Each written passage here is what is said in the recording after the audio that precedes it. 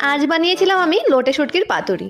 তবে লোটে শুটকিটা কিন্তু আমি কলা পাতায় পাতুরি করেছি। কিভাবে করেছি ভিডিওটা স্কিপ না করে সম্পূর্ণ দেখতে থাকো। প্রথমে আমি লোটে শুটকি মাছগুলোকে কেটে আধ ঘন্টার জন্য গরম জলে ভিজিয়ে রেখেছিলাম। তারপর মশলার প্রিপারেশনটা করে নিলাম পেঁয়াজ কুচি করে, টমেটো কুচি, লঙ্কা কুচি, হলুদ গুঁড়ো, লঙ্কার গুঁড়ো, কাঁচা সর্ষের তেল আর একটু নুন দিয়ে পেঁয়াজগুলোকে সফট করে তারপর ভিজে রাখা লোটে শুটকি মাছগুলোকে দিয়ে সুন্দর করে হালকা হাতে মেখে নিয়েছি। আর এই কলা পাতা দেখছো একটু ইয়েলো হয়ে গেছে। গণেশ পুজোর জন্য কিছু কলা পাতা আনা হয়েছিল আর সেই পাতা থেকে কিন্তু এই পাতাটা থেকে গেছিল আর একটু শুকিয়েও গেছে।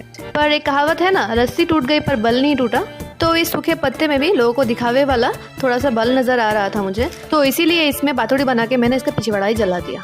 ফাইনালি আমি একটা ডায়লগ বলতে পারলাম। আর এই অল্প অল্প শুকনো কলা পাতায় কিন্তু আমি লোটে শুটকির পাতুরিটা করেও নিয়েছি আর খেতে কিন্তু দুর্দান্ত হয়েছিল, যেটা তোমরা না খেলে বুঝতে পারবে না।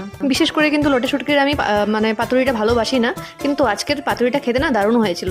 এক একটা কামড়ের যেন কলা পাতার গন্ধ আসছিল। তাহলে চলো আজকের মতো টাটা।